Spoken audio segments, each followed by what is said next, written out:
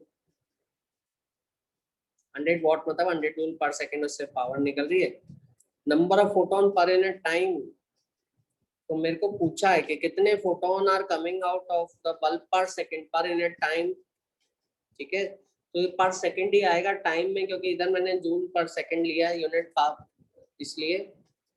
और H C by lambda, H C by lambda क्या रखें अपन, H C by lambda joule वाली यूनिट रखेंगे, 1.9878 into 10 to the power minus 25।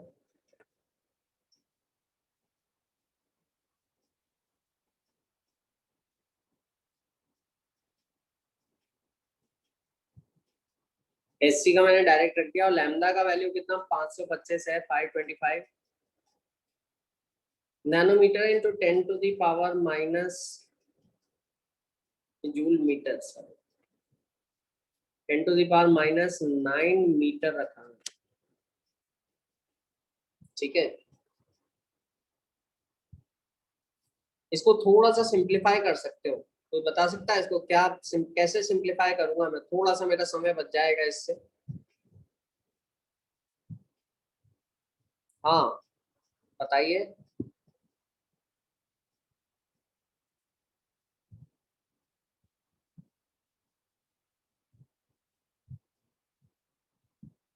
इसको मैं 2 मान सकता हूँ ना, 1.98 को। ठीक है, हाँ सर। हाँ 2 मान के थोड़ा सा मेरे लिए लाइफ इजी हो जाएगी। देखो अगर ऑप्शन बहुत दूर दूर है ना तो 2 मान के कर दो, है ना। तो यहाँ पर number of photon n by T निकाल लो, n बाय टी क्या आया, n by T equal to 100 into 525 by 2, ये 2 नीचे ले आया। और ये 10 की जितनी भी पावर है ना सबको कलेक्ट कर लो, ये 10 की पावर माइनस 9, ये नीचे था उधर जाके ऊपर चला गया, और ये 25 जो था ये ऊपर था तो इधर जाके नीचे आ गया, 10 टू दी पावर माइनस 25 ऊपर चला गया, है ना। तो यहाँ पे पावर कितनी होगी, 25 प्लस 25 ऊपर आने पे प्लस माइनस 9, और ये भी मैं कर देता हूँ, इसको भी मैं इधर मिला देता हूँ, 10 टू दी पावर 2 है ये, है ना। और ये 2 से डिवाइड कर दो, तो ये 2 द 4, 2 6 12, 2 टू द 4, है ना।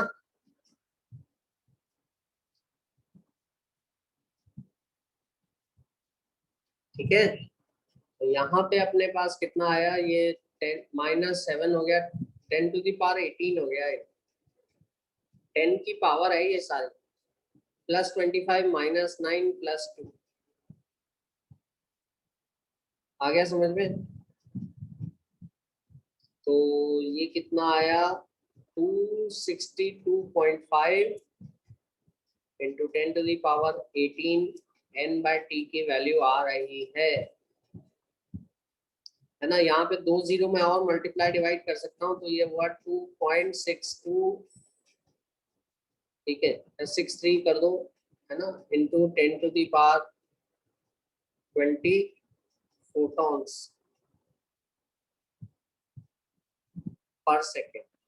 क्या ये आंसर आया सभी का?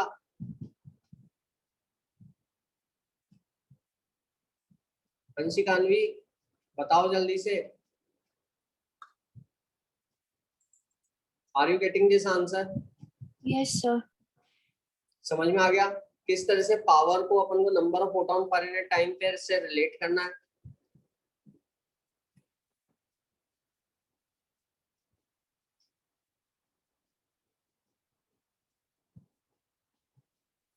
और एक नई बात मैंने बताई आपको कि अगर फ्रीक्वेंसी नहीं दी हुई है तो एच और सी की वैल्यू दोनों कांस्टेंट है, मल्टीप्लाई करी हुई वैल्यू याद रखो ताकि डायरेक्ट रख दो, एग्जाम में टाइम बच जाए। वरना एच की वैल्यू रखोगे, सी से मल्टीप्लाई करोगे, टाइम लगेगा। अब 2 वैल्यू बताई मैंने, 1240 इलेक्ट्रॉन वोल्ट नैनोमीटर और 1.9878 into 10 to the power minus 25 joule metre. जैसी एनर्जी की यूनिट हो उसी हिसाब से चूज करना। एनर्जी अगर इलेक्ट्रॉन वोल्ट में चाहिए तो 1240 रख देना, और अगर एनर्जी जूल में चाहिए तो 1.98 इंटू 10 टू द पावर 5 रख देना, 25 10 टू द पावर माइनस 25। तो I hope it is clear to everybody. फिर मैंने बताया था कि आपके कुछ एक्सपेरिमेंट्स ऐसे हैं जो आपको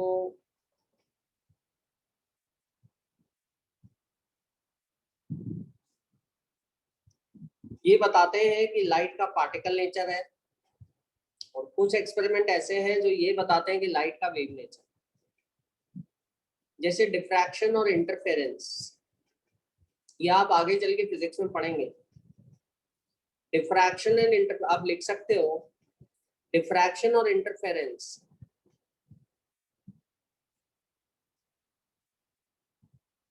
diffraction and interference,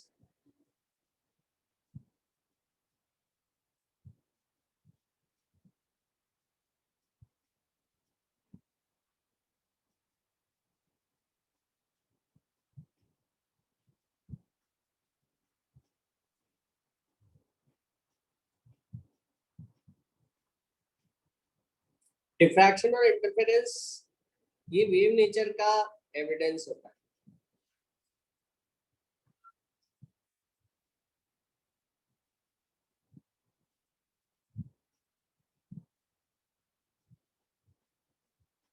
light diffract हो जाती है, दो लाइट्स आपकी मिलकर एक ज्यादा इंटेंसिटी की लाइट बना सकती है, वेव्स जहाँ पे दो क्रेस्ट मिलते हैं, इसको इंटरफेरेंस कहते हैं, डिफ्रैक्शन कहते हैं।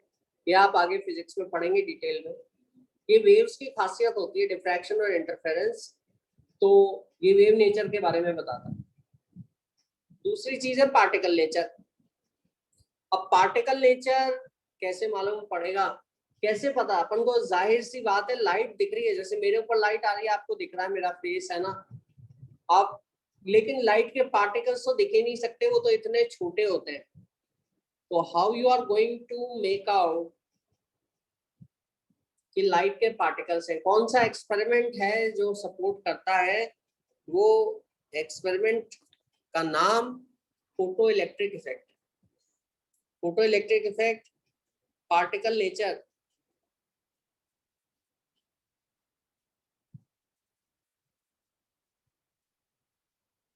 ऑफ लाइट पर बेस्ड है, उसका प्रूफ है, एक्सपेरिमेंटल एविडेंस है।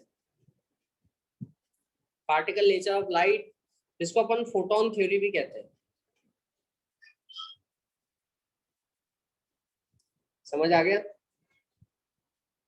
फोटोन थ्योरी, लाइट जो होती है पार्टिकल्स की बनी होती है। Light is made up of photons, those particles are known as photons and those photons are continuously striking.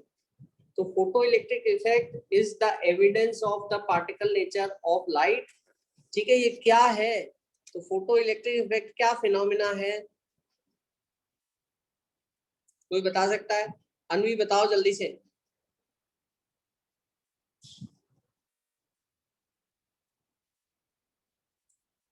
हाँ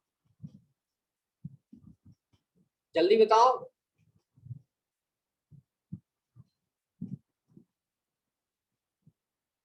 उन्हीं अदनान जल्दी से बताओ क्या होता है ये फोटो इलेक्ट्रिक इफेक्ट, क्या फिनोमिना है? मैंने जस्ट पिछली क्लास में जाते जाते एक सेंटेंस बोला था, क्या होता है photo electric effect? Sir electrically charge particles होते हैं, वो रिलीज होते हैं थ्रू हाँ इलेक्ट्रोमैग्नेटिक रेडिएशन से। हाँ, photo electric effect is the emission, लिख लीजिए आप लोग, बहुत इंपॉर्टेंट है, ऑफ इलेक्ट्रॉन्स, शॉर्ट में लिखना, या फोटो इलेक्ट्रॉन्स भी कहते हैं इनको।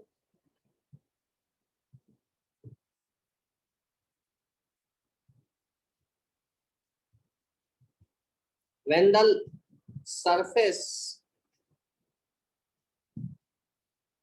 of the metals is struck by a light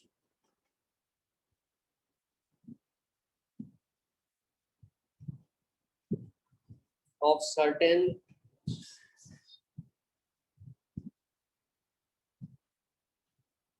minimum energy. Emission of electrons when the surface of the metal is struck by light of certain minimum energy या frequency. मतलब कुछ ऐसे मेटल्स जो हैं, मेटल्स की सरफेस है और metal पे light टकराएगी,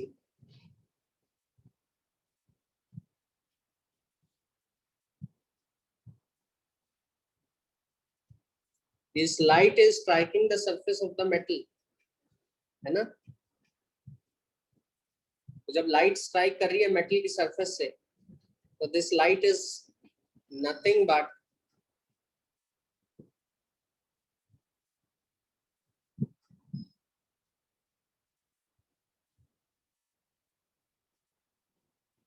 it is stream of photons which is continuously coming and striking the surface of the metal. ठीक है, मेटल में एटम होंगे, उनमें इलेक्ट्रॉन होंगे, और नतीजा ये हुआ कि अगर ये सफिशिएंट एनर्जी के हैं पार्टिकल्स लाइट के, सफिशिएंट एनर्जी, ये बात में कुछ मिनिमम एनर्जी तो होनी चाहिए इनमें, है ना? और वो मेटल पे डिपेंड करेगा. अगर ये कुछ मिनिमम एनर्जी के फोटॉन्स हैं, तब ये मेटल के एटम के इलेक्ट्रॉन से टकरा कर उन इलेक्ट्रॉन को बाहर निकाल देंगे. इट इज जस्ट लाइक कि जैसे ये मेटल की सरफेस पे इलेक्ट्रॉन है, फोटोन आया, दिख रहा है सभी को, फोटोन आया, फोटोन ने स्ट्राइक किया, है ना, और ये इलेक्ट्रॉन बाहर निकल गया. समझ आ रहा है? तो अपन को क्या देखने को मिलेगा? अपन को देखने को मिलेगा कि इलेक्ट्रॉन बाहर निकल रहे हैं.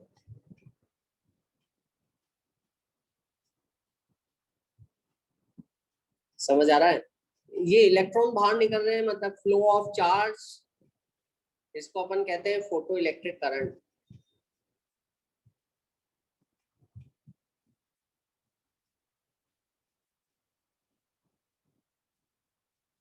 ठीक है, it is the flow of the charge. So you will see the emission of electrons when the surface of the metal is struck by a wavelength, certain wavelength or light of certain minimum energy or frequency. ठीक है, और you will observe the emission of electrons, photoelectrons, and this phenomena is known as photoelectric effect. And this is why we are studying it here, because ये support करता है किसको? ये proof है. किसका प्रूफ है? ये पार्टिकल नेचर ऑफ लाइट का, कि लाइट ऐसे वेव की तरह नहीं आती. देखो कुछ प्रूफ ऐसे हैं जो वेव बताते हैं, जो ऊपर के जो मैंने दो नाम लिखे, डिफ्रैक्शन और इंटरफेरेंस, ये बता रहे हैं कि लाइट वेव है. और यहाँ पर फोटो इलेक्ट्रिक इफेक्ट ये बता रहा है कि लाइट जो है स्ट्रीम ऑफ पार्टिकल्स है. समझ आ गया? तो ये अपन को ध्यान रखना है. और स्ट्रीम ऑफ पार्टिकल्स है तो वो पार्टिकल्स एनर्जी के पार्टिकल्स हैं, वो आके टकराएंगे और उनकी एनर्जी इलेक्ट्रॉन में ट्रांसफर हो जाएगी, तो उसी हिसाब से आपके इलेक्ट्रॉन्स निकलेंगे. इसको अपन फोटो इलेक्ट्रिक करंट कहते हैं. ठीक है, और आप यहाँ पे ये देखोगे कुछ ऑब्जर्वेशन है, कुछ अपन इसको डिटेल में करते हैं. ठीक है, अगर आप इंटेंसिटी बढ़ाओगे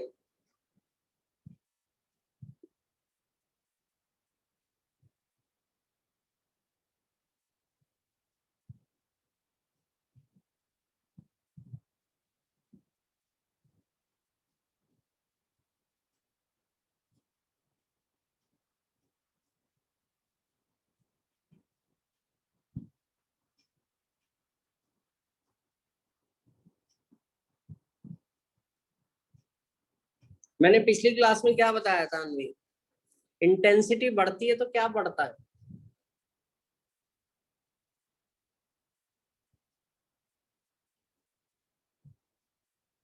अदनान बताओ। Sir number of photons increase होते हैं। हाँ, नंबर ऑफ फोटोन, इंटेंसिटी अगर लाइट की बढ़ती है तो फोटोन थ्योरी के हिसाब से नंबर ऑफ फोटोन इंक्रीज होते हैं। क्या उनकी एनर्जी भी चेंज हो रही है?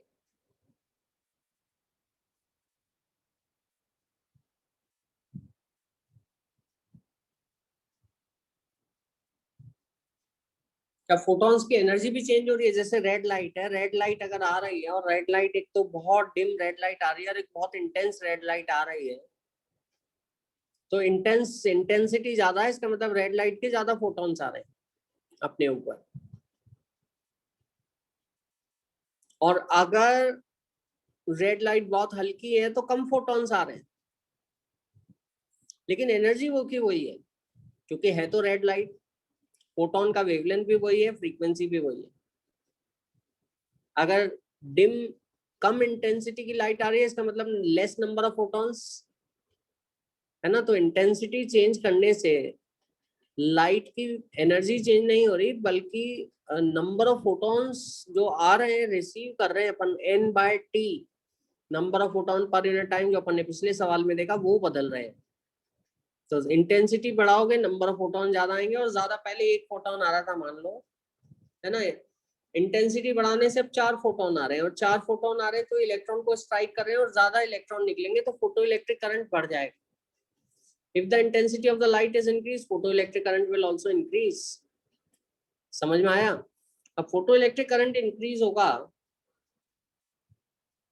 ठीक है, तो क्या इलेक्ट्रॉन की एनर्जी भी चेंज होगी? अंशिका बता सकते हो, क्या इलेक्ट्रॉन की एनर्जी भी चेंज होगी? कौन बताएगा? आयुष बताओ।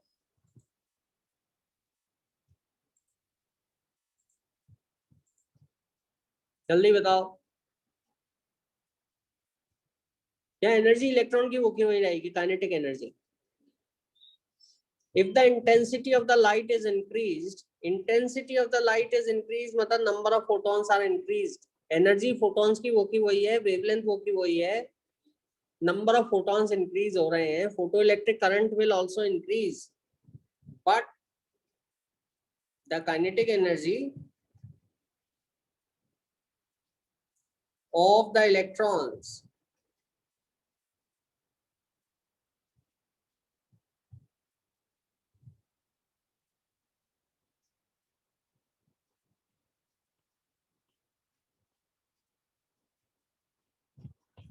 अनवी, ये बात समझ में आती है क्या? इस बात से एग्री कर रहे हो आप जो मैं बोल रहा हूँ? आयुष, पुनीत? Yes sir. हाँ, कि अगर इंटेंसिटी बढ़ा रहे हो तो आप एनर्जी नहीं बढ़ा रहे फोटोन की।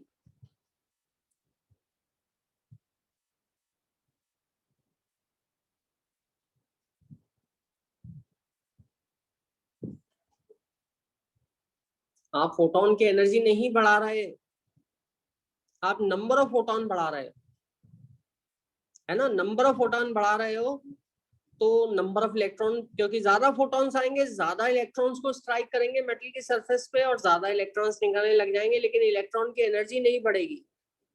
जो पहले इलेक्ट्रॉन निकल रहे थे कम इंटेंसिटी से, जो बाद में जो इलेक्ट्रॉन निकल रहे हैं, समझ आया, सेम एनर्जी के निकल रहे हैं, इलेक्ट्रॉन की काइनेटिक एनर्जी बदलेगी नहीं। क्या इस बात से एग्री करते हैं सभी लोग? ठीक है।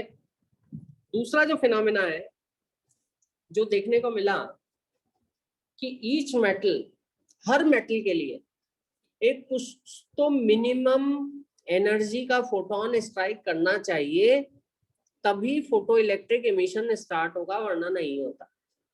और वो जो मिनिमम एनर्जी जो है उसको अपन कहते हैं work function, work function of the metal.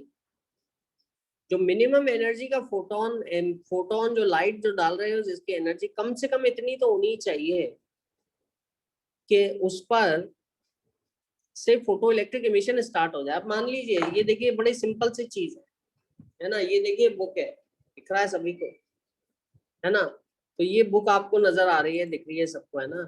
तो ये बुक जो है मैंने हाथ में रखी, अब मैं बुक को खिसकाना चाह रहा हूँ, मैंने फोर्स लगा रहा हूँ मैं फोर्स, बुक शिफ्ट नहीं हो रही, बुक मूव नहीं कर रही है। क्यों? मैं इसको बुक को स्ट्राइक कर रहा हूँ मेरे हाथ से, लेकिन क्या बुक मूव हो रही है? मेरी फिंगर से स्ट्राइक कर रहा हूँ, क्या बुक मूव हो रही है? नहीं हो रही। क्यों? क्योंकि मैंने जो जिससे स्ट्राइक किया, जिस एनर्जी से स्ट्राइक किया, वो एनर्जी इतनी है ही नहीं कि बुक मूव हो पाए। ऐसे ही जो लाइट का फोटोन स्ट्राइक करता है, अगर वो कम एनर्जी का है, मान लीजिए कि बुक इलेक्ट्रॉन है ना, ये बुक अगर इलेक्ट्रॉन है, तो अगर लाइट का फोटोन कम एनर्जी से स्ट्राइक कर रहा है तो ये बुक मतलब इलेक्ट्रॉन को बाहर नहीं निकाल पाएगा, इलेक्ट्रॉन वहीं का वहीं रुका रहेगा। अगर मान लो ये ज्यादा एनर्जी से स्ट्राइक करता है ना, तो फिर ये बुक मूव कर गई। तो फोटोन की कुछ मिनिमम एनर्जी होनी चाहिए, तभी वो इलेक्ट्रॉन को निकाल पाएगी। और ये मिनिमम एनर्जी मेटल पे निर्भर करती है ना, कि मेटल के हिसाब से आपको, हर मेटल के हिसाब से, हर मेटल के अपने लिए, क्योंकि हर मेटल के अंदर अलग अलग फोर्सेस होते हैं, तो हर मेटल के हिसाब से आपको कुछ मिनिमम एनर्जी का फोटोन डालना पड़ेगा, तभी फोटो इलेक्ट्रिक एमिशन स्टार्ट होगा, वरना नहीं होगा। क्या ये बात समझ में आ रही है सबके? उनी, बदनान, आयुष, जल्दी बताओ। Yes sir. है ना? तो दूसरा फिनोमेना जो बहुत इंपॉर्टेंट है, ठीक है,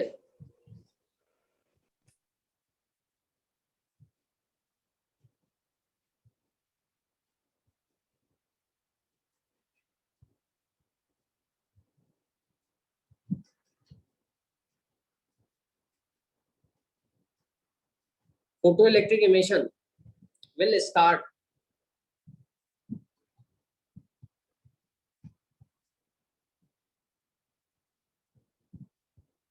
only when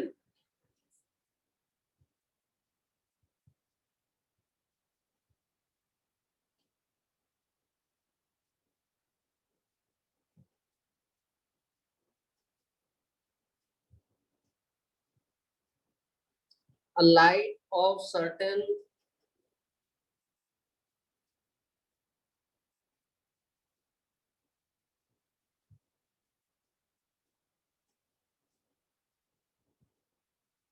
minimum energy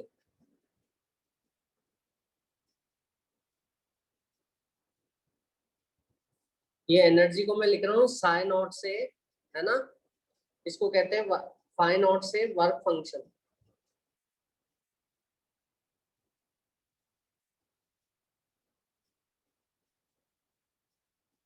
Photoelectric emission will start only when the light of certain minimum energy,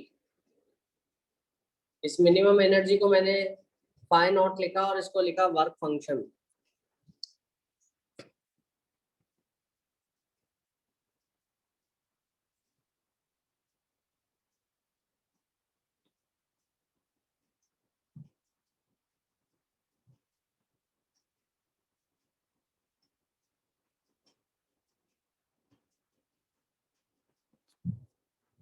Is irradiated on the surface of the metal.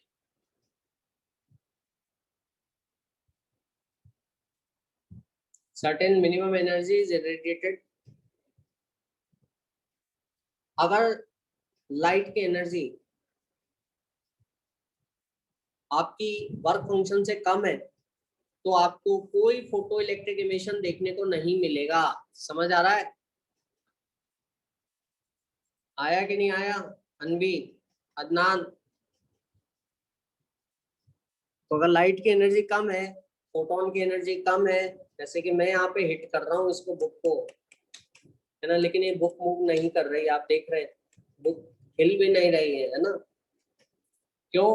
क्योंकि मैंने जो फोटोन इसके ऊपर डाला, मान लीजिए फोटोन है ना, ये इलेक्ट्रॉन है, बुक मेटल का इलेक्ट्रॉन है, मेटल की सरफेस, मेरा हाथ मेटल की सरफेस है।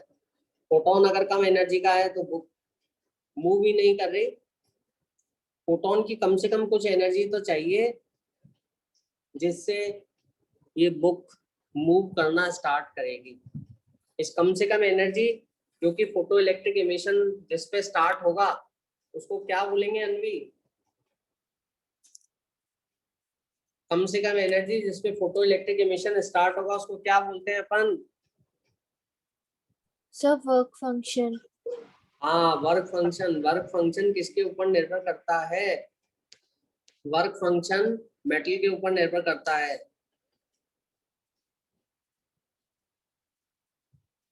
Work function depend upon the nature of the metal.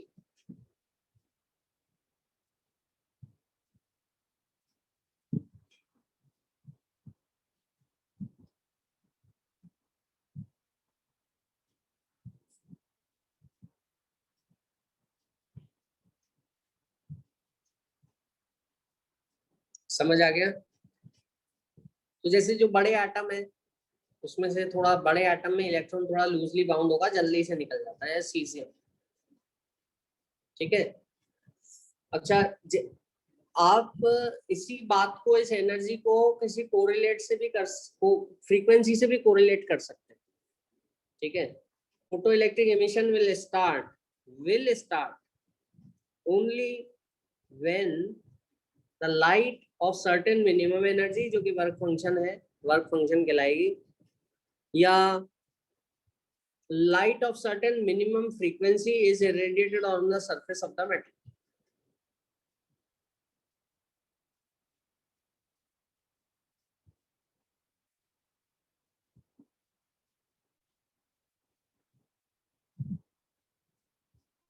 Certain minimum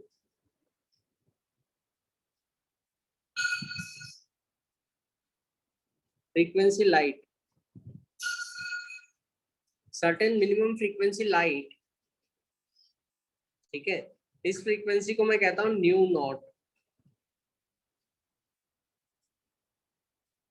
ठीक है, मतलब सबसे कम कुछ ना कुछ तो एनर्जी की लाइट, सबसे मिनिमम एनर्जी की लाइट, या सबसे मिनिमम वो एनर्जी के टर्म में बोला ऊपर वर्क फंक्शन, यहाँ पे सबसे फ्रीक्वेंसी के टर्म में बोल रहा हूँ। Certain minimum frequency of light new not इस मिनिमम फ्रीक्वेंसी जिससे फोटो इलेक्ट्रिक एमिशन स्टार्ट होगा, इसको कहते हो threshold frequency. Certain minimum frequency light which is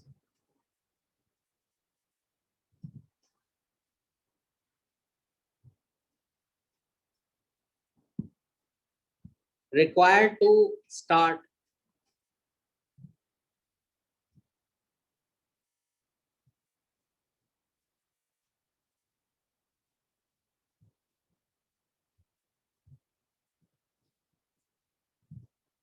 emission of photoelectrons,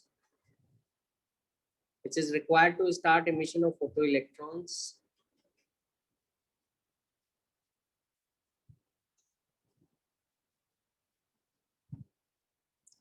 इसको अपन थ्रेशोल्ड फ्रीक्वेंसी कहते हैं। ठीक है, ये बात समझ में आ गई? और इसके कॉरस्पॉन्डिंग जो एनर्जी होगी उसको अपन वर्क फंक्शन कहेंगे। इसके कॉरस्पॉन्डिंग जो वेवलेंथ होगी उसको अपन थ्रेशोल्ड वेवलेंथ भी कह सकते हैं। समझ आ रहा है? क्लियर? अब जैसे मान लो इस बुक पे मैंने ये फोटोन स्ट्राइक किया, ये बुक इलेक्ट्रॉन है, ये बुक नहीं मूव कर रही, मूव करिए, बुक नहीं मूव कर रही है।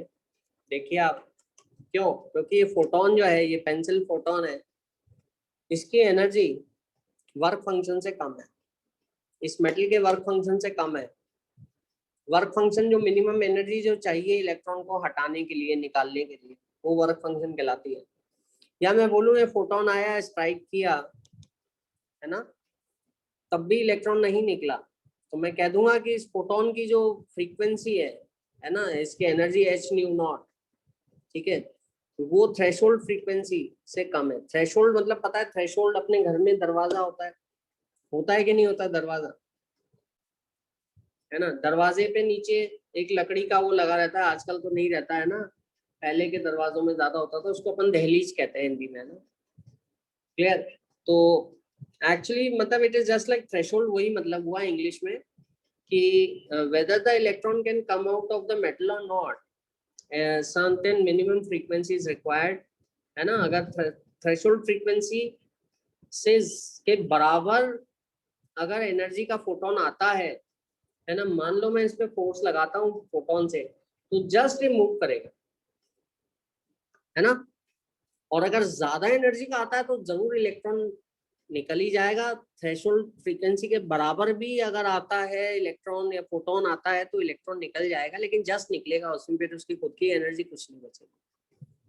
इट इज जस्ट लाइक कि जो एनर्जी आ रही है, कुछ एनर्जी तो वर्क फंक्शन के बराबर एनर्जी तो खर्च हो गई किसको, इलेक्ट्रॉन को बाहर निकालने में, और जो बची हुई एक्स्ट्रा एनर्जी है वो काइनेटिक एनर्जी में चली गई।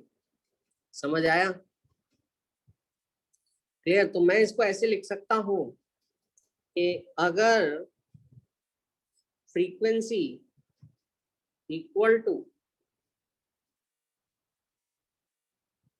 Frequency less than nu not, threshold frequency से कम है, या energy of photon is less than, energy of photon कितना है, एनर्जी ऑफ फोटोन है h न्यू नॉट,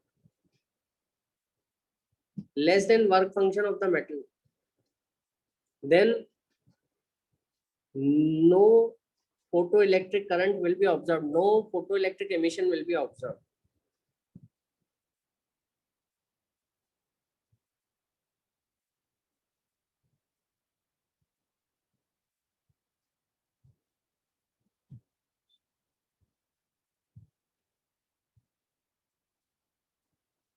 क्या ये समझ में आ गया आपके? ये जो बात मैंने ऊपर लिखी है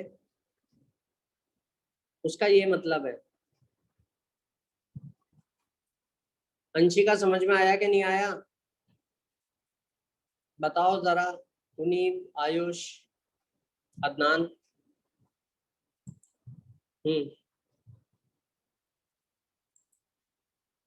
Yes, sir.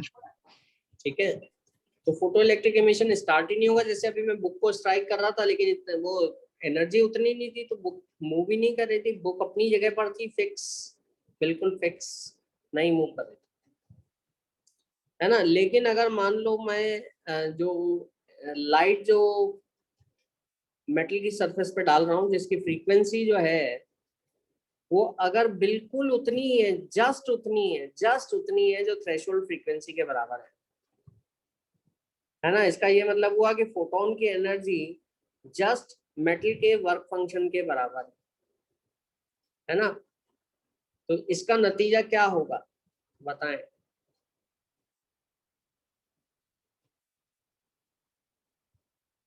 emission of photoelectrons.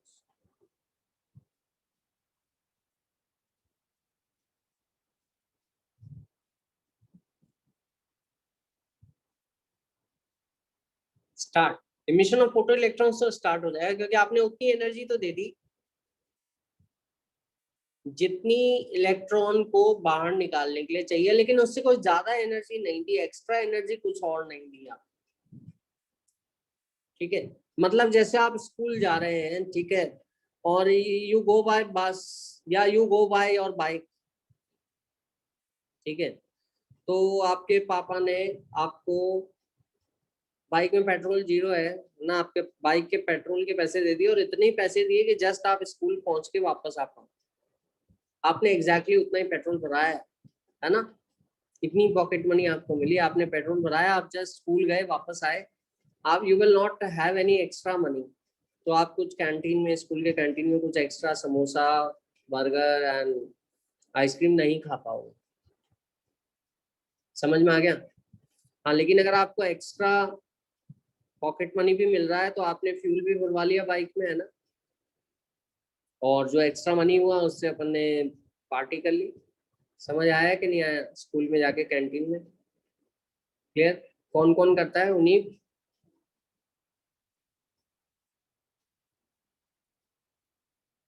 जरा बताओ, Adnan.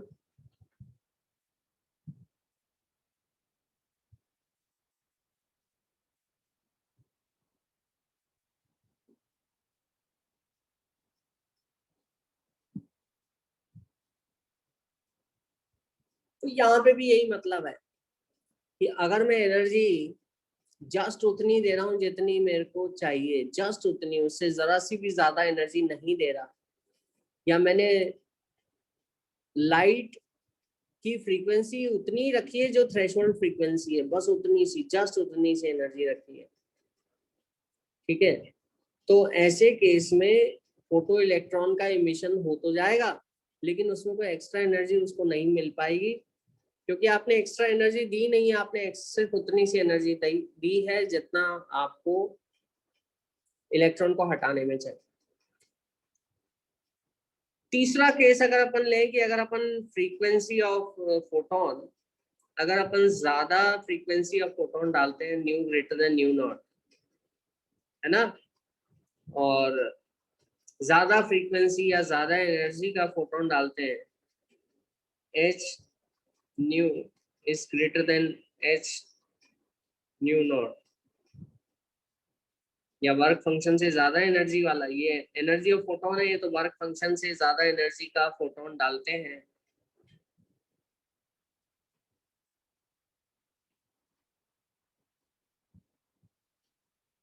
emission of photoelectrons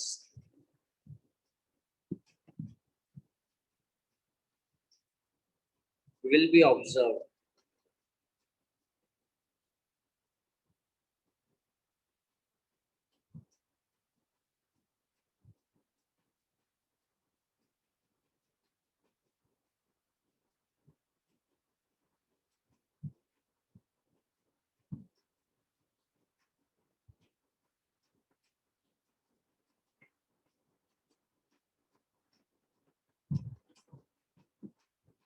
And the electrons will have some extra kinetic energy. क्या ये समझ में आ रहा है? उन्हीं बदनान जल्दी से बताओ मेरे को, समझ में आ रहा है कि नहीं आ रहा? Ayush, Yes, Anil, sir.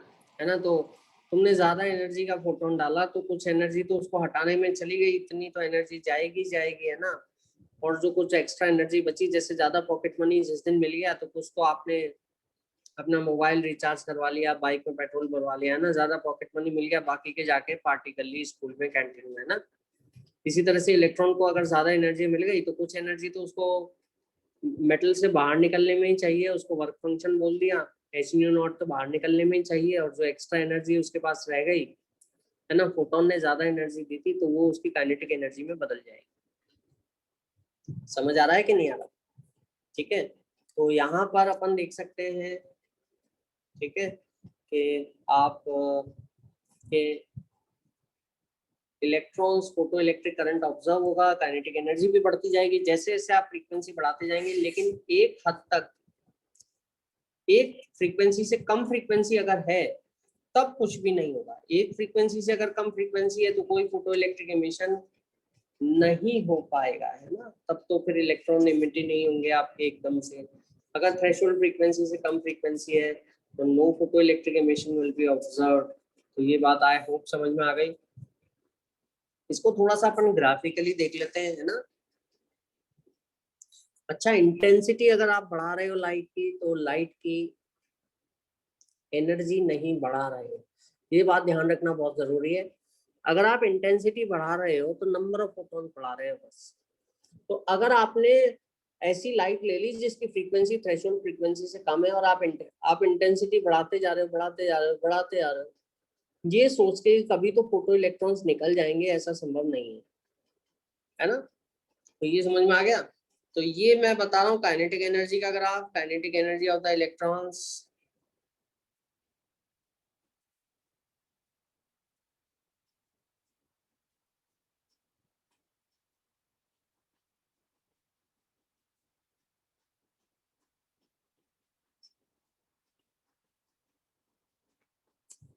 Kinetic energy of the emitted photo electrons, ठीक है। तो यहाँ पर आप देखेंगे कि काइनेटिक एनर्जी और ये फ्रीक्वेंसी,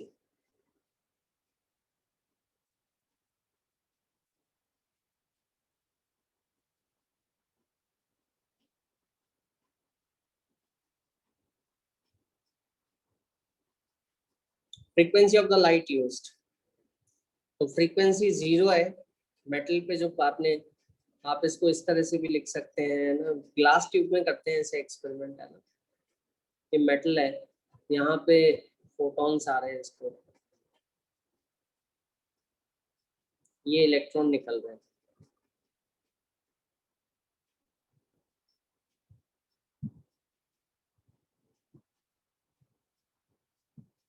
तो फ्रीक्वेंसी आप बढ़ाते आ रहे हैं फोटॉन्स की, लाइट की फ्रीक्वेंसी बढ़ाते आ रहे हैं, मतलब एनर्जी बढ़ाते आ रहे हैं। तो जीरो पे तो कोई फोटोन निकलेंगे ही नहीं, निकलेंगे ही नहीं, निकलेंगे ही नहीं, काइनेटिक एनर्जी जीरो होगी। हाँ, मेटल के हिसाब से एक मिनिमम फ्रीक्वेंसी होती है।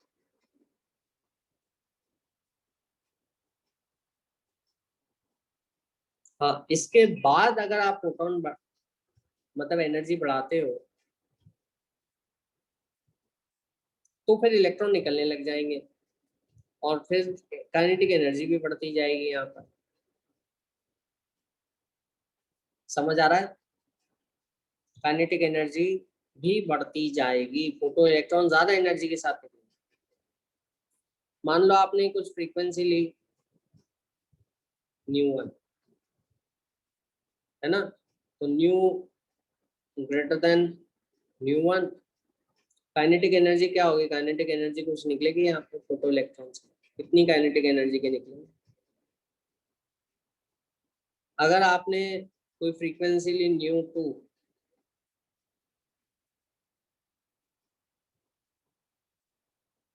तो यहाँ पे क्या फोटो इलेक्ट्रिक एमिशन स्टार्ट होगा?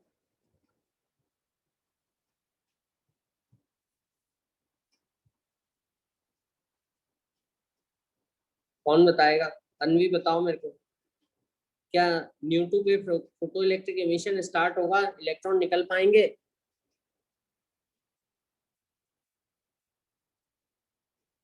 No sir. हाँ, क्योंकि आपने अपनी एनर्जी नहीं दी। बिल्कुल ऐसा का ऐसा केस है कि मैंने बुक ली, बुक को हिट किया फोटॉन से, ऐसे सोच लो बुक मूव ही नहीं करी। क्यों? क्योंकि एनर्जी नहीं है इतनी। हाँ, एक मिनिमम एनर्जी के साथ हिट करता हूँ तो फिर ये बुक थोड़ा चलना स्टार्ट करती है, मूव करना स्टार्ट करती है। और ज्यादा एनर्जी से करूंगा तो बुक जोर से जाके दूर गिर जाएगी, है ना। तो ऐसा ही अपन इलेक्ट्रॉन्स के साथ कह सकते हैं कि इलेक्ट्रॉन्स निकलेंगे काइनेटिक एनर्जी के साथ अगर फोटॉन्स एक्स्ट्रा एनर्जी लेके आ रहे हैं, लेकिन सबसे कम एनर्जी जो चाहिए वो ν0 तो चाहिए, फ्रीक्वेंसी वर्क फंक्शन के बराबर एनर्जी चाहिए, या थ्रेशोल्ड फ्रीक्वेंसी के बराबर फ्रीक्वेंसी होनी चाहिए, तभी फोटो इलेक्ट्रिक एमिशन स्टार्ट हो पाए। अलग अलग मेटल्स के लिए अलग अलग थ्रेशोल्ड फ्रीक्वेंसीज होंगी, ठीक है। जैसे दूसरे मेटल के लिए मान लो, मैं एक दूसरा ग्राफ बना देता हूँ आपके लिए, है ना, इसको मिटा देता हूँ।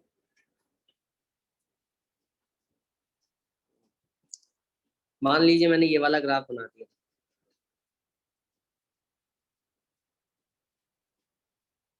पर्पल वाला, है ना, ये वॉयलेट कलर का ग्राफ है। तो इसकी थ्रेशोल्ड फ्रीक्वेंसी ν02 है और ये पहले वाले मेटल से ज्यादा है, तो इसमें से इलेक्ट्रॉन हटाना ज्यादा मुश्किल होगा। अंशिका समझ में आ रहा है? आयुष, सुनील, समझ आ रहा है? अपन यहाँ पे एनर्जी का फॉर्मूला भी लिख सकते हैं कि काइनेटिक एनर्जी इलेक्ट्रॉन की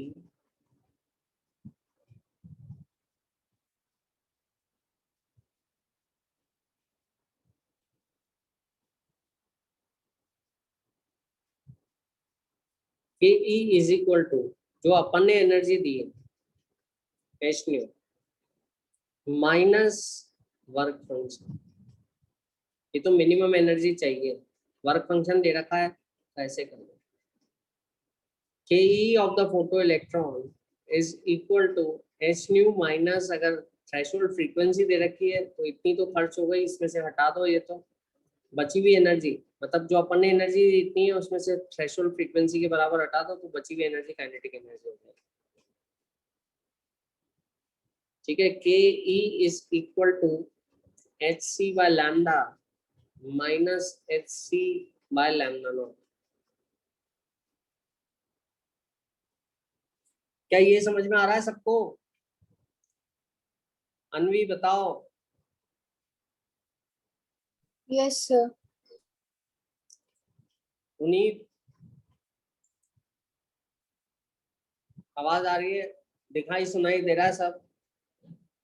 अदनान? जी सर। हाँ, समझ में आया कि नहीं आया? ये तीनों फॉर्मूले अगर आपको वर्क फंक्शन दे रखा है तो ये वाला लोगे, वरना थ्रेशोल्ड फ्रीक्वेंसी दे रखी है तो work function h nu not से निकालोगे, या थ्रेशोल्ड वेवलेंथ दे रखी है तो ये वाला फॉर्मूला लोगे। ये तो सभी एक ही फॉर्मूले हैं। ये तो वो एनर्जी है जो अपन ने दी, फोटोन की एनर्जी, और ये जो एनर्जी है ये तो इलेक्ट्रॉन को हटाने में जो चाहिए, जो खर्च हो गई है ना, और जो बची हुई दोनों का डिफरेंस ले लो, जो एक्स्ट्रा एनर्जी है वो इलेक्ट्रॉन की काइनेटिक एनर्जी होगी।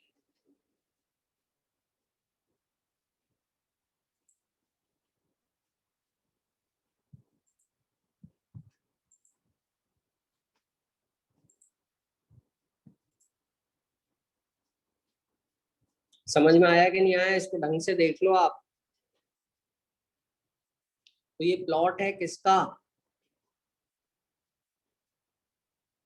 ये प्लॉट है काइनेटिक एनर्जी वर्सेस फ्रीक्वेंसी का। तो काइनेटिक एनर्जी इलेक्ट्रॉन की is equal to H nu frequency जो अपन ने डाली of the incident radiation is nu minus H nu not. तो ये तो y एक्सिस पर है, x एक्सिस पे फ्रीक्वेंसी है, ये x है ना। ये क्या है, स्लोप। समझ आया, और ये माइनस एच न्यू नॉट, ये तो इंटरसेप्ट है। तो y equal to M X plus C, सभी का स्लोप कितना है, स्लोप है सभी का h। समझ में आ गई, ठीक है। अब दूसरा सवाल मैं आपसे करूंगा, ये समझ में आया कि नहीं आया, देखो न्यूमेरिकल करने पड़ेंगे, समझ में नहीं आया हो तो बिल्कुल मेरे से आप पूछ लीजिए, अभी के अभी हाथों हाथ पूछ लीजिए, इमीडिएटली पूछ लीजिए। आयो सुनील, ठीक है, कोई टेंशन की बात नहीं है, जो भी चीज समझ में ना आए मेरे से पूछ लो एकदम से। सर एक डाउट था। हाँ बताओ। सर फोटो इलेक्ट्रॉन और फोटोन अलग है? फोटोन तो लाइट है, लाइट का पैकेट है ना, और फोटो इलेक्ट्रॉन तो बेटा वो है जो मेटल की सरफेस से निकलता है, मेटल के जो इलेक्ट्रॉन है, पार्टिकल्स, इलेक्ट्रॉन्स। तो लाइट का पैकेट ये फोटोन है। मान लो लाइट का पैकेट स्ट्राइक करता है मेटल की सरफेस पे और इलेक्ट्रॉन को, मेटल के इलेक्ट्रॉन को बाहर निकाल देता है। तो ये तो किसकी एनर्जी हो गई, ये तो अपनी लाइट की, फोटोन की लाइट की एनर्जी बोलो, या उसके लाइट के पार्टिकल की एनर्जी बोलो, या फोटोन की एनर्जी बोलो, ये तो वो एनर्जी हो गई। उसमें से कुछ एनर्जी तो चाहिए रहेगी जो कम से कम उसका अट्रैक्शन को, इलेक्ट्रॉन को छुड़ाने के लिए। तो इलेक्ट्रॉन को छुड़ाने के लिए मेटल की सरफेस से जो एनर्जी चाहिए वो इतनी एनर्जी चाहिए। इसको वर्क फंक्शन बोल दो या एच न्यू नॉट कह दो, है ना। बची हुई जो एक्स्ट्रा एनर्जी है वो काइनेटिक एनर्जी में है, उससे इलेक्ट्रॉन स्पीड पकड़ लेंगे। समझ आया, क्लियर।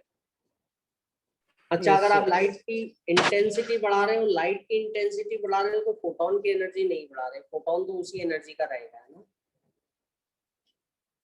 लाइट की इंटेंसिटी बढ़ाने का क्या मतलब होता है, लाइट की इंटेंसिटी बढ़ाने का मतलब होता है कि आपका नंबर ऑफ फोटॉन्स बढ़ते आ रहे हैं। नंबर ऑफ फोटॉन बढ़ते आ रहे, किसी में एनर्जी है ही नहीं इतनी कि इलेक्ट्रॉन को हटा पाए, वर्क फंक्शन के बराबर एनर्जी है ही नहीं, तो इलेक्ट्रॉन एमिशन स्टार्ट ही नहीं होगा। तो दूसरा ग्राफ मैं और ड्रॉ कर देता हूँ आपके लिए।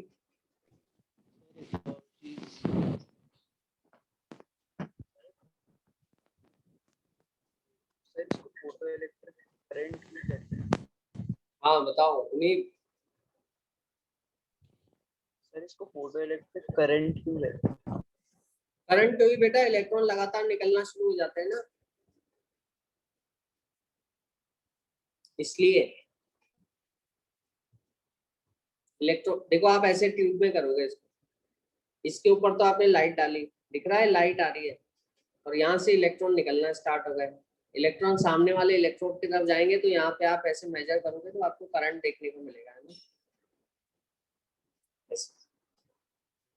तो इसलिए इसको करंट कहते हैं। समझ आ रहा है? Yes sir. फिर kinetic energy of photo electrons, ये इलेक्ट्रॉन कुछ स्पीड से जाएंगे, उनकी काइनेटिक एनर्जी होगी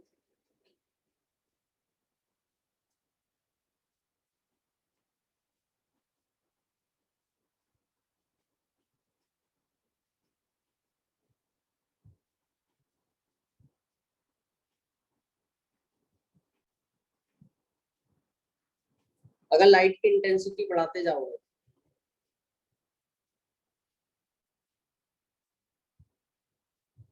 तो काइनेटिक एनर्जी पे कोई असर नहीं पड़ेगा। क्या ये समझ में आ रहा है? Kinetic energy of photo electron same रहेगी। क्यों रहेगी? अनवी बताओ।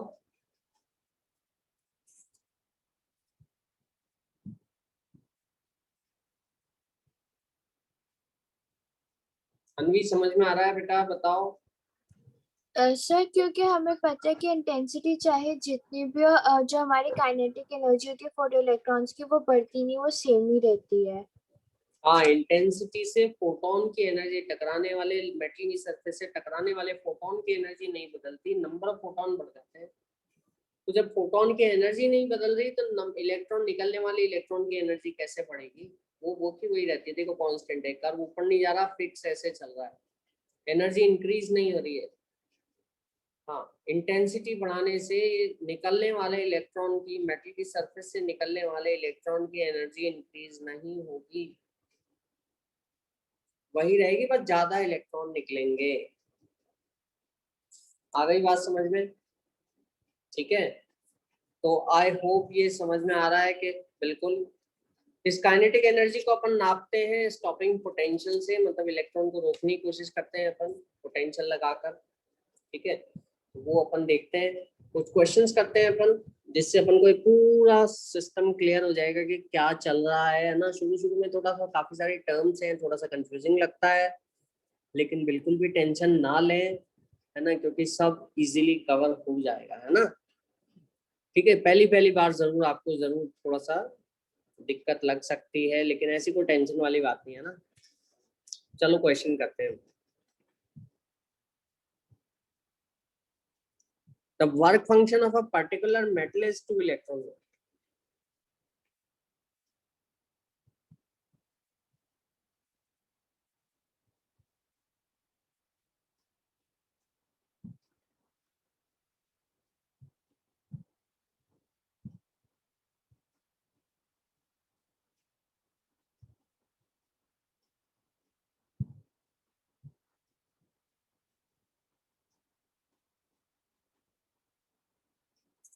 तो मेटल का वर्क फंक्शन 2 इलेक्ट्रॉन वोल्ट है, मतलब कम से कम 2 इलेक्ट्रॉन वोल्ट की लाइट आनी चाहिए एनर्जी की, तब जाके इलेक्ट्रॉन निकलेगा।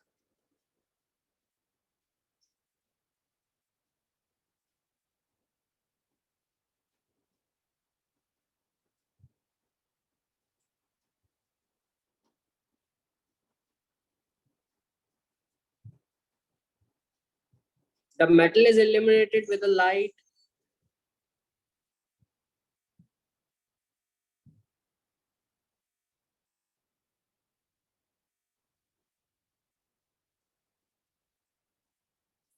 of wavelength 550 nanometer.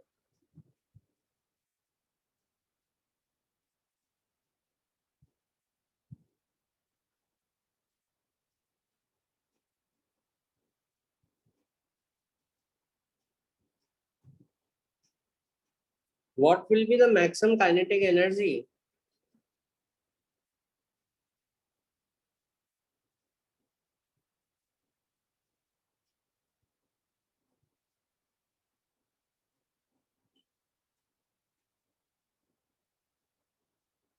of the emitted photoelectron?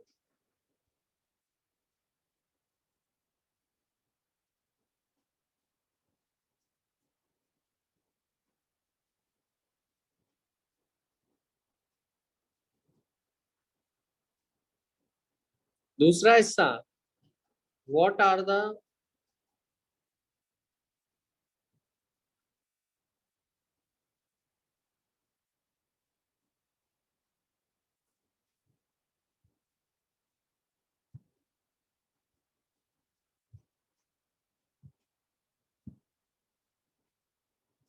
threshold frequency and corresponding wavelength?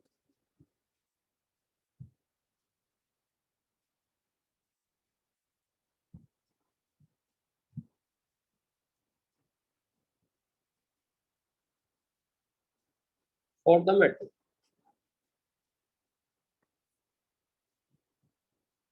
Question समझ में आ गया? सबसे पहले तो सबसे पहला एम अपना क्वेश्चन समझ में आना चाहिए ढंग से, है ना? कोई जल्दी नहीं है, कोई ऐसा कोई एकदम अपन को रेस नहीं लगी हुई है, बिल्कुल आराम से कीजिए, क्वेश्चन बिल्कुल समझ में आना चाहिए। एक बार क्वेश्चन ढंग से पढ़ लें, समझ लें, क्वेश्चन समझने में कोई दिक्कत हो तो मेरे से बात करें, मेरे को बताएं इमीडिएटली, ठीक है? एक बार क्वेश्चन समझ में आ गया फिर अपन सोच सकते हैं कि इसको अपन कैसे करेंगे।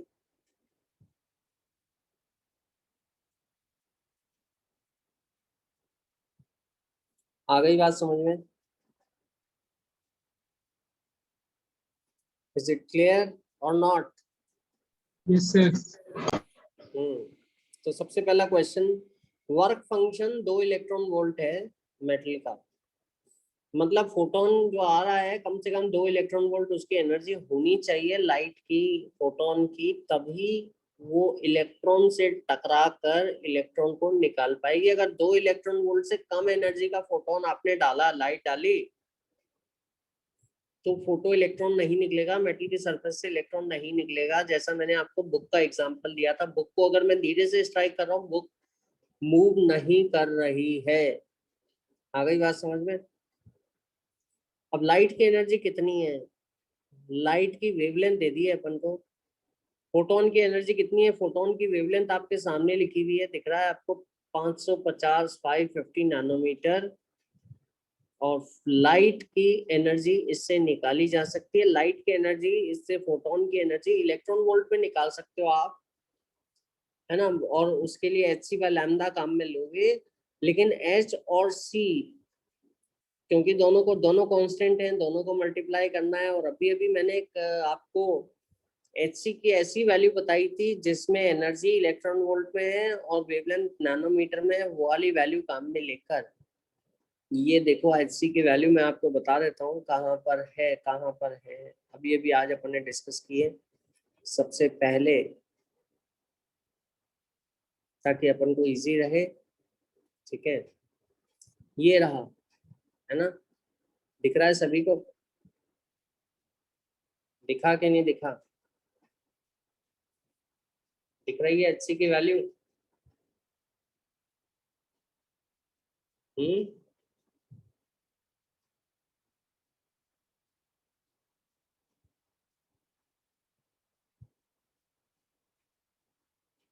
और एक hc की जो वैल्यू है वो इलेक्ट्रॉन वोल्ट में।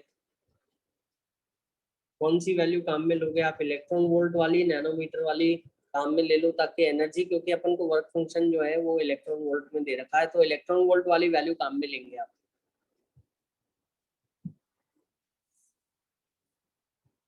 Electron volt nanometre, wavelength nanometre में एज इट इज रख दो, बहुत बढ़िया है, एकदम से हो जाएगा। हाँ, तो maximum kinetic energy of the photo electron मुझे कौन बताएगा सबसे पहले? जल्दी से जल्दी, अंशिका, अनबी, अदनान, उनीब, आयुष, कौन बताएगा? जल्दी बताओ। Yes, come on guys, quickly, जल्दी करो, कौन बताएगा?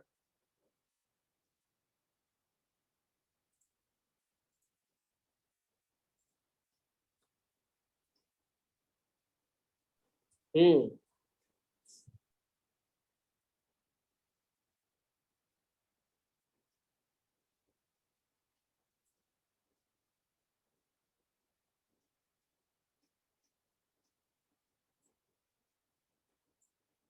हाँ, जल्दी बताओ बच्चों, माय डियर स्टूडेंट्स, जल्दी बोलो। अनवी कहाँ तक पहुंचे?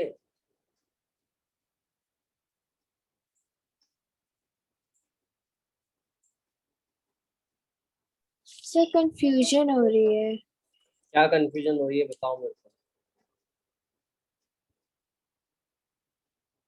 कि सर ये वर्क फंक्शन वाला फॉर्मूला, कि जब वर्क हाँ, फंक्शन दिया जाता है तो काइनेटिक एनर्जी कैसे निकालेंगे?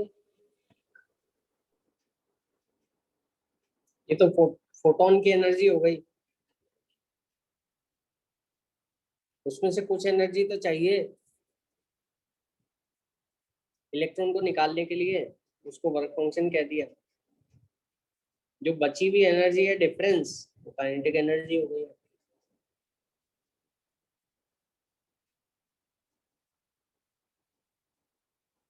समझ आया? Yes sir.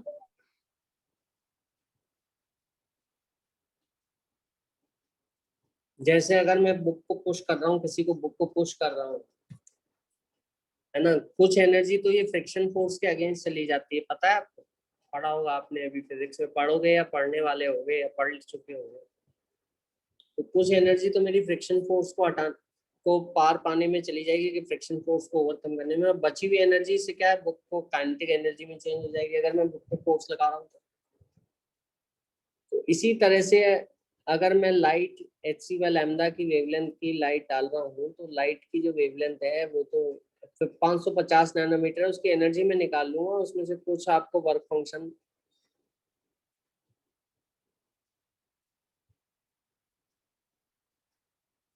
जितनी एनर्जी तो खर्च हो गई आपकी,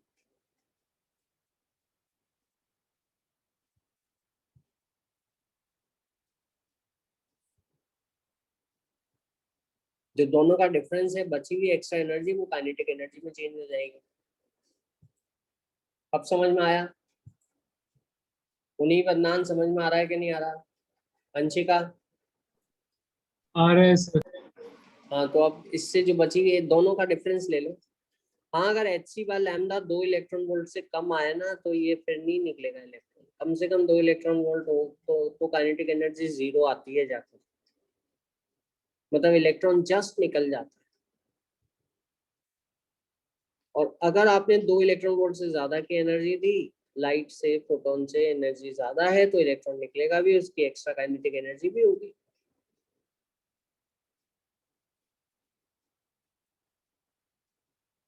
जल्दी बताएं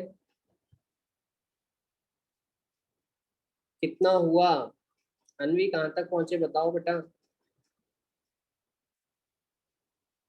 अंशिका, आयुष, सुनील, जल्दी बताओ बेटा।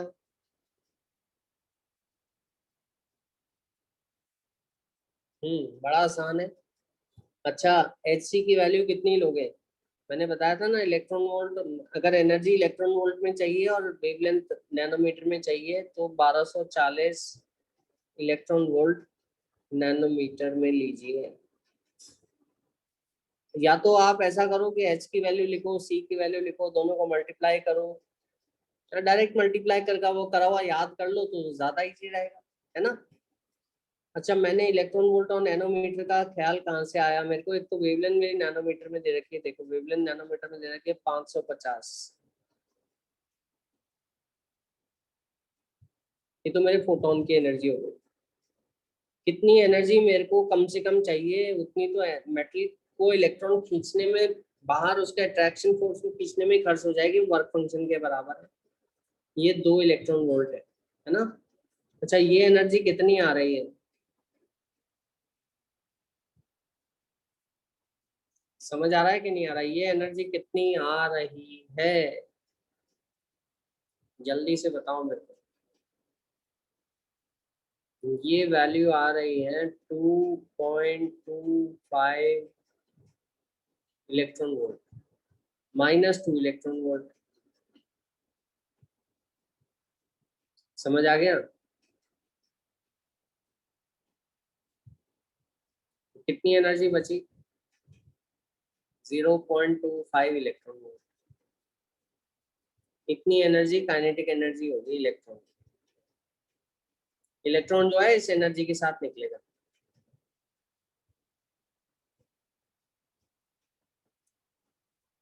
आ गई बात समझ में? अब इलेक्ट्रॉन एनर्जी से जा रहा है, तो आपको कितनी एक्स्ट्रा एनर्जी इलेक्ट्रॉन में होगी, क्योंकि आपने जो एनर्जी दी वो थोड़ी सी ज्यादा थी, 2 इलेक्ट्रॉन वोल्ट से। कितनी ज्यादा थी? 0.25, तो 2 तो खर्च हो गई आपके अंदर ही मेटल में, 0.25 निकली। अनवी समझ में आ गया? Yes sir. Adnan, Unib, Ayush, yes sir. है ना। अब ये इलेक्ट्रॉन अगर मान लो किसी स्पीड से जा रहा है, कोई पूछे इसको रोकना है, इलेक्ट्रिक फोर्स लगा के रोकना है, तो आप वोल्टेज लगाओगे, है ना। आप इलेक्ट्रॉन को कौन सी प्लेट दिखाओगे कि इलेक्ट्रॉन आता आता वहीं रुक जाए? कौन से चार्ज की प्लेट? मेटल एक एक कौन सा चार्ज वोल्टेज का? वोल्टेज में अपने जैसे प्लग होता है ना, दो हिस्से होते हैं, पॉजिटिव एक नेगेटिव, जानते हैं आप लोग, है ना? एक तो अर्थिंग के लिए होता है 3 पिन में, पॉजिटिव नेगेटिव में कौन सा वोल्टेज का कौन सा मैम लगा? Sir negative. नेगेटिव लगा दोगे तो इलेक्ट्रॉन रुक जाएगा। तो अगर मैं बोल रहा हूँ कि इलेक्ट्रॉन आपकी तरफ बढ़ रहा है जिसकी काइनेटिक एनर्जी 0.2 इलेक्ट्रॉन वोल्ट है, तो आप कितना वोल्टेज, नेगेटिव वोल्टेज लगाकर, पॉजिटिव मत लगाना, पॉजिटिव से तो और भागेगा, आपकी तरफ खिंच जाएगा, कितना वोल्टेज लगाकर इस इलेक्ट्रॉन को रोक सकते हो? कितना वोल्टेज लगाकर? ये आंसर आपके सामने ही लिखा हुआ है, बस थोड़ा सा आपको सोचना है।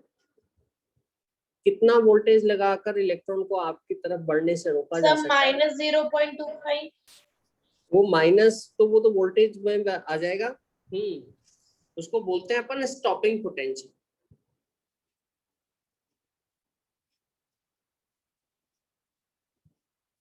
तो इलेक्ट्रॉन की एनर्जी 0.25 है, तो 0.25 मैग्नीट्यूड बोल दो बेटा, माइनस मत बोलना, है ना? तो आंसर बिल्कुल करेक्ट है, बस अपन को मैग्नीट्यूड बोलनी होती है, वोल्टेज के अपन हमेशा मैग्नीट्यूड बोलते हैं। 0.25 वोल्ट का नेगेटिव वाला प्लेट लगाकर, है ना, हालांकि बात सही है लेकिन वो चार्ज अपन नहीं बोलते, अपन इलेक्ट्रॉन को रोक सकते हैं, है ना? इसको स्टॉपिंग पोटेंशियल कहते हैं। तो ये एक बात अपन ने और सीखी, stopping potential is directly proportional to the kinetic energy of the electron. लिख लीजिएगा, बहुत बहुत इंपॉर्टेंट टर्म है। क्या ये समझ में आ गया? Stopping potential, Anvi, Adnan, Unib, Ayush, Anshika? Yes, sir. Stopping potential is the potential which is required to stop the incoming electron. It is directly proportional to its kinetic energy. ठीक है, फिर एनर्जी जूल में निकालनी हो सर तो फिर कैसे करें?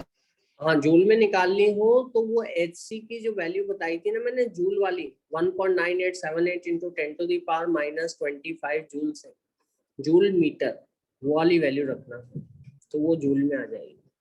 सर ऐसा हो सकता है कि वर्क फंक्शन इलेक्ट्रॉन वोल्ट में दिया और निकालनी जूल में हो सर, तो फिर क्या करें? हाँ, मैंने वर्क फंक्शन अगर इलेक्ट्रॉन वोल्ट में है तो इसको भी इलेक्ट्रॉन वोल्ट में रखा, या बदल लूंगा मैं।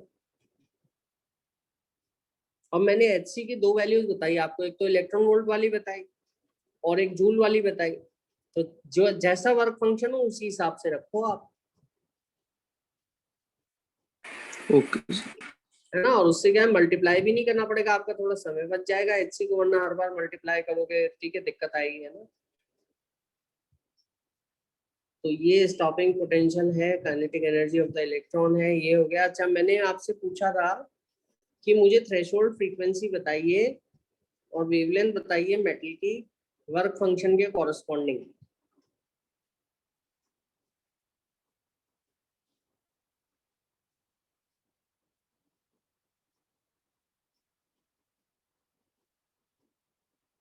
Threshold frequency and wavelength.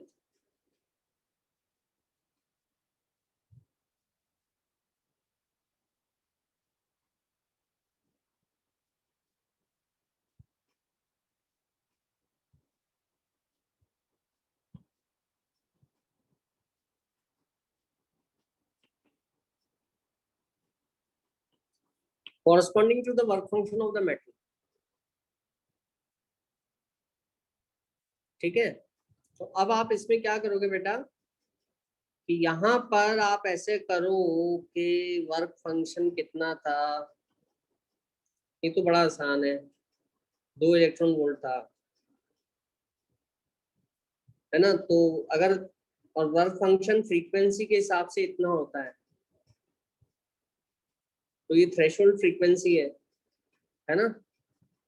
तो threshold frequency is equal to work function upon nu not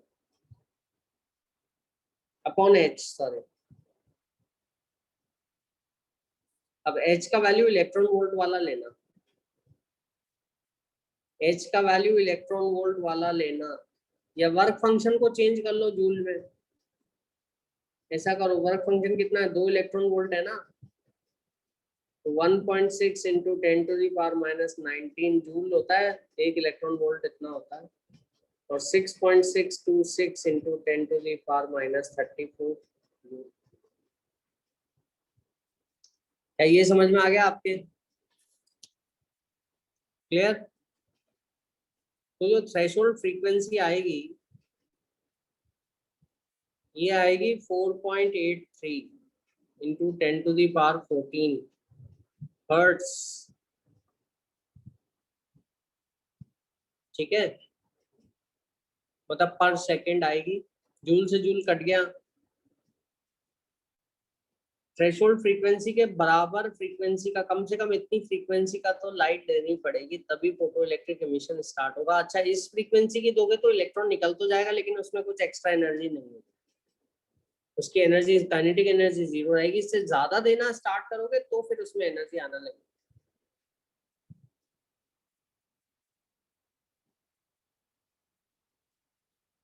क्या ये बात समझ में आ गई? अंशिका, अदनान,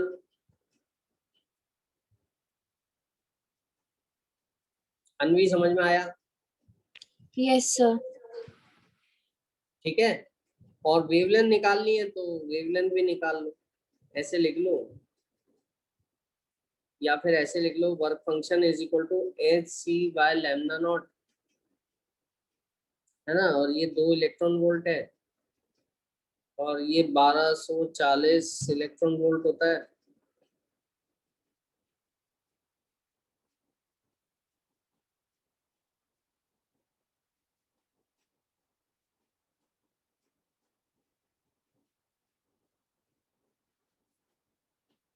समझ में आया?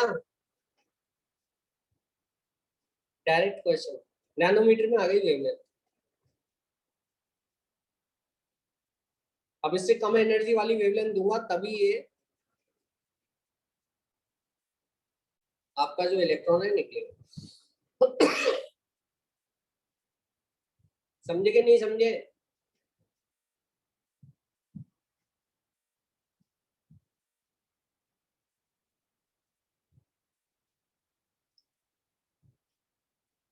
तो आई होप ये क्लियर है बिल्कुल। कोई डाउट इसमें?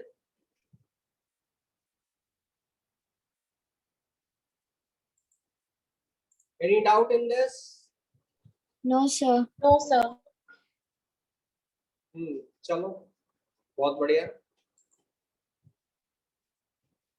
तो इसको रिवाइज कर लेना, क्वेश्चंस कर लेना, एनसीईआरटी के सारे क्वेश्चंस कर लेना, और क्लास एंड करता हूं मैं।